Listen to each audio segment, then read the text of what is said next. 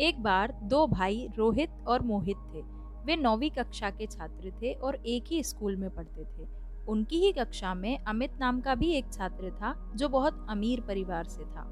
एक दिन अमित अपने जन्मदिन पर बहुत महंगी घड़ी पहनकर स्कूल आया। सभी उसे देखकर बहुत चकित थे। हर कोई उस घड़ी के बारे में बातें कर रहा था कि तभी किसी ने अमित से पूछा, यार ये घड़ी कहाँ से ली?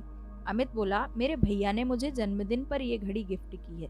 यह सुनकर सभी उसके भैया की तारीफ करने लगे। हर कोई यही सोच रहा था कि काश उनका भी ऐसा कोई भाई होता। मोहित भी कुछ ऐसा ही सोच रहा था। उसने रोहित से कहा, काश हमारा भी कोई ऐसा भाई होता। पर रोहित की सोच अलग थी। उसने कहा, काश मैं भी ऐसा बड़ा भाई बन पाता।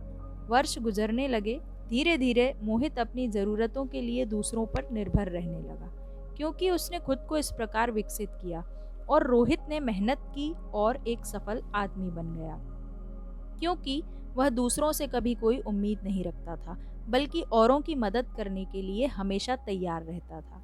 तो दोस्तों, अंतर कहाँ था? वे एक ही परिवार से थे, एक ही वातावरण में पले बढ़े और एक ही प्रकार की शिक्षा प्राप्त की। अंतर उनके दृष्टिकोण में था। हमारी सफलता और विफलता हमारे दृष्टिकोण पर काफी हद तक निर्भर करती है, और इसका प्रमाण आसपास देखने पर आपको दिख जाएगा। चूंकि ज्यादातर लोग मोहित की तरह ही सोचते हैं, इसलिए दुनिया में ऐसे लोगों की ही अधिकता है जो एक एवरेज लाइफ जी रहे हैं।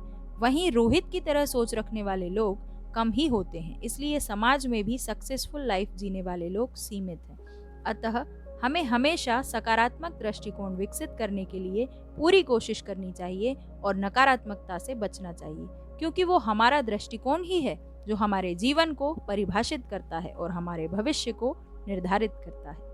धन्यवाद।